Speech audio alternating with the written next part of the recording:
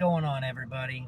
It's about 12 o'clock, Monday, October 21st, and I'm sitting in a parking lot and I'm contemplating in my mind how I can continue to share the permaculture journey, how I can continue to share what's going on with the Oklahoma Permaculture Research Institute at Wells Farm and still function and still do all the things other that I do. And so I've come to the understanding that I am going to have to accept that a certain level of editing is just not going to get done. And a certain level of quality is just going to be lacking for the time being. And hopefully the content within the video is worth the not so perfect video.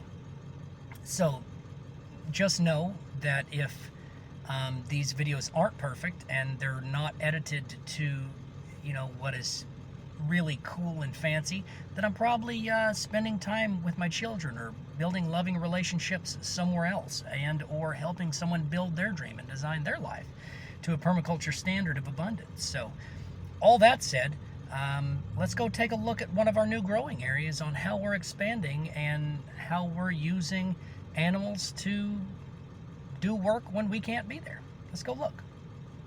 Here we are in one of our areas that has not been in production for a while, at least 2 to 3 years, maybe 4, but it has been full of grasses and weeds, clump grasses, ragweed, every noxious weed you can imagine.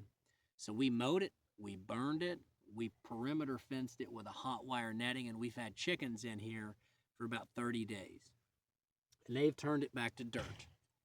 And as you can see, this is some of the hardest soil you can grow in, pure powdered dirt. It's powdered sand. It's very difficult. Doesn't hold moisture, doesn't hold nutrients. So we're doing a heavy cover crop. We're double seeding.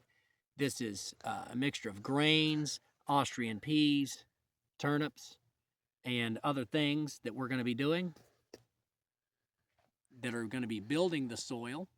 And we've got, we're going to be putting the chickens back in here one more time in the midsummer, late spring, whenever the grains start to make. And we're going to, that will be some of their feed. They'll prep it one more time before we put it into production with probably something like winter squash. So that's how we're prepping beds here and advancing our growing system. So follow along and enjoy the journey.